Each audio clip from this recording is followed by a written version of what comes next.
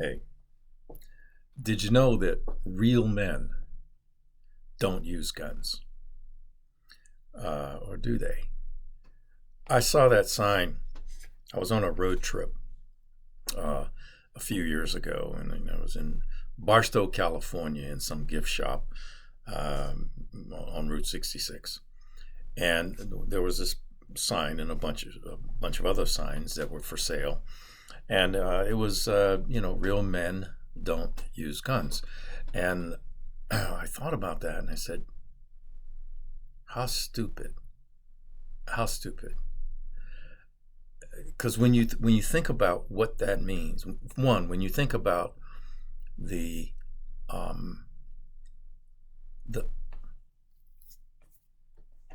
the weakness, the mental weakness behind that statement, it's staggering. Because the assumption is that somehow defending oneself is a gentleman's sport. Put up your dukes.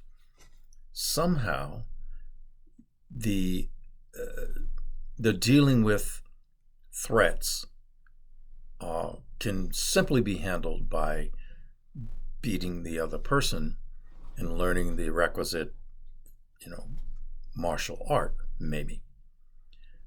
Because real men don't need a gun to handle a threat. Um, what about what about real threats?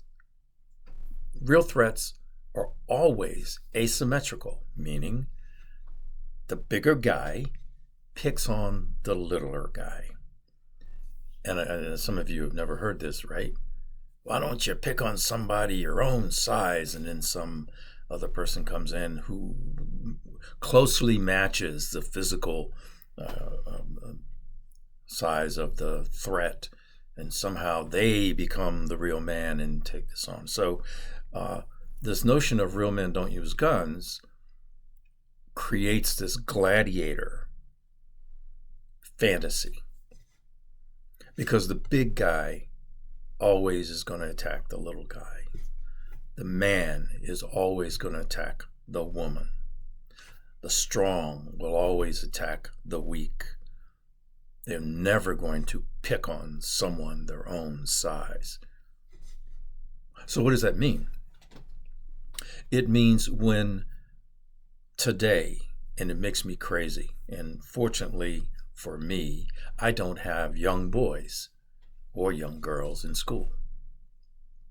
Because if I did, I would probably have whooped on some teacher or principal by now, who's telling my child, who just got hurt, beat up by another child, you cannot fight back because that is violence, and both of you will be punished. There are schools and school districts, for example, and even states that have that premise, that violence is not the answer. Violence is not the answer. Turn the other cheek. Turn the other cheek. Real men don't use guns. Now, in the case of violence, violence is necessary and should be taught at a younger age. Now, that sounds counterintuitive, but young kids learn early, don't touch the stove. And if they touch the stove and they get burned, they don't touch the stove again, right, when it's hot. The beauty of teaching the children the appropriate use of violence in their defense ensures that whoever the offender is not going to be killed most often, because small bodies don't have the power usually to inflict that kind of damage on someone else. So they get a bloody nose or whatever, they go home crying, broken lip, but you don't have this lethal power coming from a threat. So violence is necessary and should be taught the judicious use of violence should be taught, right? Now, by the time one is an adult, you should be taught the appropriate use of delivering violence via a firearm. Why? Because that's the great equalizer for males and females, weak and small, big, little, all of that. All of that. So the fantasy, to come back to the fantasy that real men don't use guns, my answer is there is no such thing as a man who would not use a gun to defend themselves or their loved ones or the innocent. So real men do use guns. Weak men think they don't need to.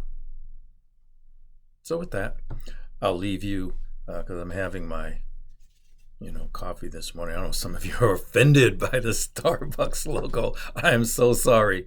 I'm so sorry, but I'm getting my coffee, okay? But thanks for watching. If you like the content, please subscribe if you haven't already. If you subscribe, hit that bell icon so you get reminders. If you have thoughts about what I've just said, just let me know. I appreciate it, and so would the rest of the community on the channel. Thank you so much, and as always, thanks for watching, and carry on.